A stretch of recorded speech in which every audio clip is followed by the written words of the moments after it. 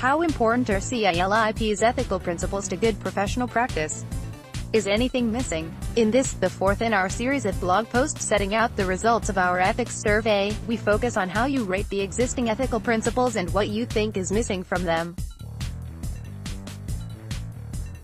CILIP's 12 ethical principles. There are 12 ethical principles in CILIP's existing ethical framework.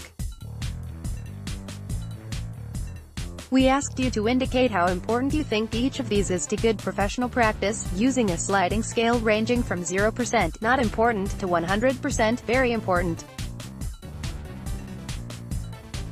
CILIP currently has a set of 12 ethical principles for considering professional conduct. Please indicate how important you think each of the ethical principles is to good professional practice. 1. Ethical principle. Principle 5. Concern for balancing the needs of actual and potential users and the reasonable demands of employers, scored less than 80%. It scored 74%. The highest scoring principle was 8. Respect for confidentiality and privacy and dealing with information users, scoring 93%, followed by Principle 6, 93%, and Principle 7, 91%. So overall respondents felt that the ethical principles are useful, but is there anything missing? 43.80% of you don't think there is, 16.53% disagree. What's missing? In your view, is there anything missing from the ethical principles? The 268 comments made in response to this question are all extremely useful. They fall into 35 categories which have been arranged into 6 groups. Barriers to accessing information and censorship, already partially covered by ethical principle 3 and 7. 8 respondents want to see the principle of no censorship strengthened and made more explicit. In addition to this, 27 respondents made comments relating to aspects of information access, with one person calling for a broad statement about the importance of free and open access to information wherever possible, equality, human rights, social inclusion, social justice, widening participation. The promotion of equality and human rights is there already, ethical principle 1, but 16 people want to see it strengthened. 2 respondents suggested some mention of the human rights aspects of freedom of information and freedom of speech. 15 respondents made comments relating to this issue, suggesting the revised ethical principles commit information professionals to prioritizing the needs of disadvantaged information users, respecting the particular needs of disadvantaged individuals and groups, and furthering social justice. Practice should be inclusive and go beyond merely equitable treatment. Information skills, misinformation and fake news. 3 respondents suggested a more active development of and commitment to developing the skills and competences of users and customers, as well as staff and colleagues, concern for the skills and ability of everyone, society, and organization in using, assessing, producing and maintaining information to a high standard. 20 comments made reference to challenging misinformation and fake news. There should be something about commitment to accuracy and information literacy and provision of the best possible information, in an age of fake news and misinformation. Impartiality. Principle 7, specifying impartiality and avoidance of bias, is inadequate in my opinion. There should be an obligation on information professionals to offer independent expertise, which can be seen to be disinterested.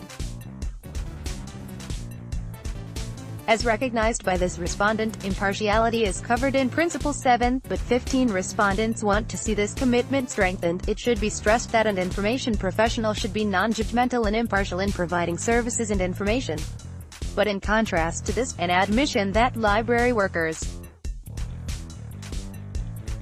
employment-related issues. 6 respondents asked for the ethical principles to cover personnel-related issues such as respect for individual work-life balance, the right to receive a fair wage for the work that we do, and concern for the welfare and well-being of information professionals.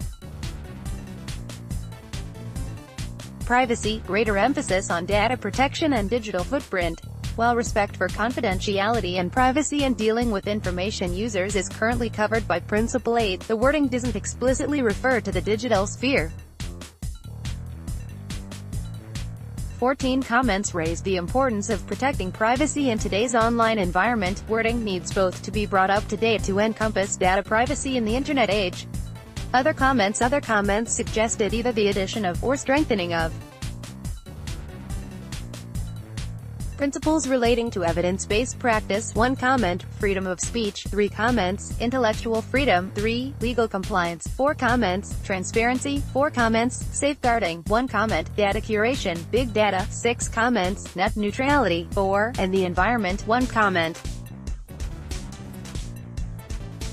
There were also calls for a commitment to defending libraries and services. 10 respondents, defending the profession and professional skills. 11 respondents, and defending the ethical principles themselves. 2 respondents. 4 people want to see greater cooperation and collaboration between information professionals and/or other professionals. 2 respondents suggested that the international dimension could be more specific, given the wide range of ethical approaches across the world. Conclusion: it's encouraging that you rate the existing 12 ethical principles so highly, and that the majority of you think their coverage is comprehensive. However, much has changed in the 13 years since they were first published, and we are very grateful to all respondents who suggested gaps and areas that need strengthening and/or revising. Next steps: the survey may have closed, but there is still plenty of opportunity to make your voice heard during our big conversation on ethics. Why not sign up for one of our UK-wide ethics workshops? We're holding one in Belfast in December, with others being arranged by CILIP member networks. If you are a member of a network that would like to hold an ethics workshop, please see our supporting resources. And look out for further blog posts over the coming weeks setting out segmented responses to the survey, i.e. by sector, level of responsibility, ethnicity, gender, age, etc., and an analysis of your free text comments about what, if anything, you think should be deleted from the current 12 ethical principles. We also acknowledge and thank our Ethics Committee, chaired by Don Finch, for acting as the project management board for this ethics review. Let's block ads. Why?